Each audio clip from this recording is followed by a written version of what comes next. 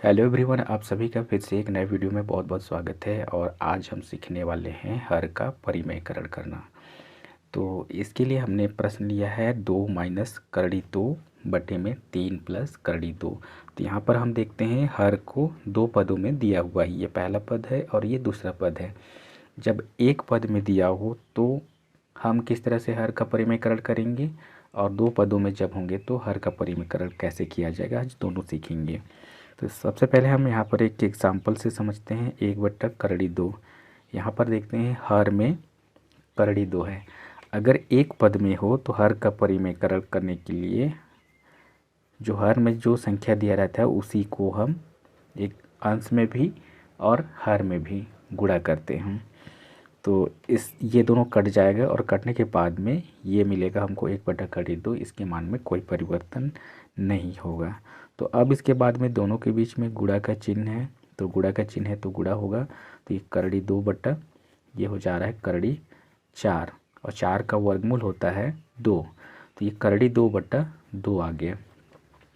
तो इस तरह से देखते हैं एक पद वाले का परिमेयकरण इस तरह से किया जाता है। तो यहाँ पर हम देखते हैं दो जो आया है वो पूर्ण संख्या है। तो हर का परिमेयकरण करने का उद्देश्य यही होता है कि हम नीचे पूर्ण संख्या प्राप्त करें। तो चलिए, जब दो पद में दिए हों तो कैसे परिमेयकरण किया जाएगा। सबसे पहले हम सवाल को लिखेंगे। तो यहाँ पर है 3 माइनस करड़ी दो और बटे में लिखा है 3 प्लस करड़ी दो। तो जब हम यहाँ पर लिखेंगे हर का परिमेयकरण करने पर, तो यहाँ पर गुणा का चिन्ह लगाना है, और ये जो हर में जो संख्या दिया है उसी के चिन्ह को बदल देना है। जैसे यहाँ पर प्लस है तो अपने पास हो जाएगा यहाँ पर माइनस, तो ये हो जाएगा माइनस करड़ी दो बटे में 3 माइनस करड़ी दो। यही हर का परिमेयकरण कहलाता है। अब इसके बाद हम देखते हैं, तो दोनों के बीच में गुणा का चिन्ह है तो हम क्या करेंगे, गुणा करेंगे। तो ये इसको हम कोष्टक में इस तरह से लिख सकते हैं ऐसे। अब नीचे देखते हैं यहाँ पर, तो 3 प्लस करड़ी दो और 3 माइनस करड़ी दो। तो इसके लिए एक सर्व समीकरण होता है a plus B A minus B, और इसके बराबर होता है a का घात दो माइनस b का घात दो। तो इसी का हम यहाँ पर उपयोग करेंगे और यहाँ से हम गुणा करेंगे। तो पहले इस 3 का इसके साथ में करेंगे, तो 3 और 3 माइनस करड़ी दो हो जाएगा। फिर माइनस दो का गुणा करेंगे 3 माइनस करड़ी दो के साथ में, और बटे में यहाँ पर हम देखते हैं तो ये प्लस बी और ए माइनस बी के रूप में दिया हुआ है। तो हम ए का वैल्यू देखते हैं यहाँ पर 3 है, तो हम लिखेंगे यहाँ पर 3 का स्क्वायर माइनस करड़ी दो जो है वो बी का वैल्यू है, तो यहाँ पर करड़ी दो का स्क्वायर लिखेंगे। अब हम यहाँ पर करेंगे गुणा। करड़ी के गुणा में क्या होता है, जैसे हम यदि गुणा देखते हैं तो 3 करड़ी दो गुणा 2 करड़ी 5, अगर इस तरह से दिया हुआ है तो हम गुणा कैसे करते हैं, पहले हमको सीखना पड़ेगा कि करड़ी का गुणा कैसे होता है। तो यदि करड़ी के बाहर यदि कोई संख्या है, ये करड़ी के अंदर है, ये भी करड़ी के अंदर है, तो ये जो बाहर का संख्या है उसका गुणा हम बाहर के साथ में करेंगे और ये अंदर का अंदर के साथ में।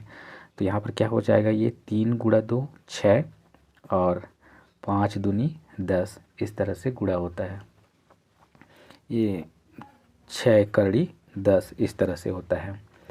यहाँ पर भी हम देखेंगे गुणा करते समय, तो 3 का गुणा जब 3 के साथ में होगा तो सीधा सीधा हो जाता है 3 तिया 9 माइनस, इसमें करड़ी है लेकिन इसमें नहीं है, तो बाहर क्या संख्या है अपने पास 1 है, तो हम लिखेंगे यहाँ पर 3 एकम 3 और ये करड़ी 2 माइनस, इसमें भी करड़ी नहीं है लेकिन इसमें करड़ी है, तो ये भी 3 एकम 3 हो जाएगा, 3 करड़ी 2 माइनस, ये माइनस के कारण क्या हो जाएगा प्लस हो जाएगा, और 2 दूनी 4, क्योंकि करड़ी के अंदर 2 और यहाँ भी करड़ी के अंदर 2 है।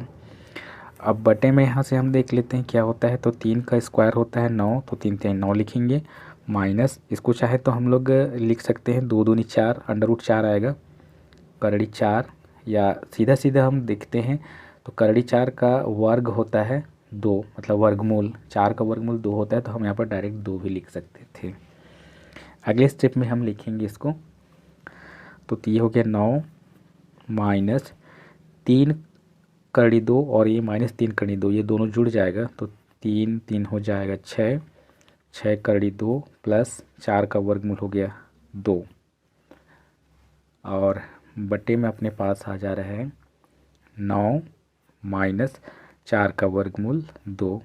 इसी के आगे हमें आंसर लिख लेते हैं, तो 9 और 2 हो जाएगा 11 माइनस 6 करड़ी 2, और बटे में 9 में से जब 2 घटाएंगे तो यहाँ पर मिलेगा 7, और यही हमारा आंसर हो जाएगा। तो इस तरह से हम करड़ी के प्रश्नों का हर का परिमेयकरण कर सकते हैं।